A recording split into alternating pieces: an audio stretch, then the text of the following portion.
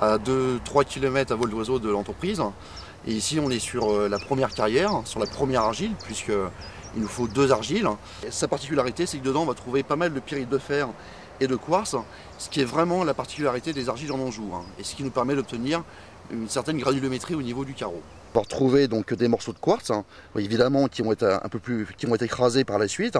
et puis le fer. Et là on remarque bien d'ailleurs les fissures qui se font, ce qui veut dire que cette argile, quand elle sèche, eh bien, il y a un retrait tellement important qu'elle fissure naturellement. D'où le fait que l'on va rajouter une deuxième argile pour absorber la rétention en eau et ainsi éviter des problèmes de micro-fissures. Alors une configuration très différente au niveau de la carrière, puisque ici on va travailler sur des épaisseurs beaucoup plus faibles et on va trouver une argile beaucoup plus maigre, c'est-à-dire qu'elle a une teneur en silice beaucoup plus importante, d'où le fait qu'elle va être complémentaire de la première argile que l'on a découvert, c'est-à-dire que comme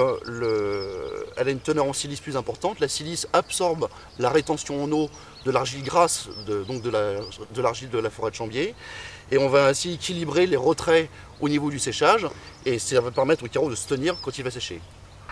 Alors aujourd'hui, une fois que l'extraction a été effectuée, on fait des remises en état, c'est normal, de façon à conserver l'écosystème. C'est-à-dire qu'on va recréer des pentes de façon à créer des plans d'eau, et il y a un reboisement naturel qui va se faire,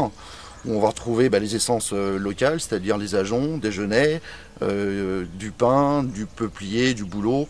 et tout ça se fait évidemment naturellement.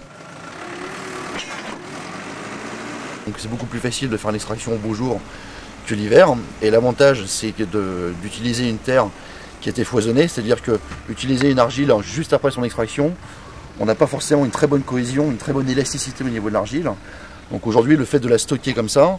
l'argile va pourrir naturellement. Alors pourrir, ça n'a rien de péjoratif, c'est-à-dire qu'elle va prendre des intempéries, elle prend le soleil, elle prend l'eau. D'ailleurs on le voit au niveau des tas derrière, elle se lave naturellement, et on va créer une élasticité, une cohésion au niveau de l'argile qui va faire qu'elle va être beaucoup plus facile à travailler.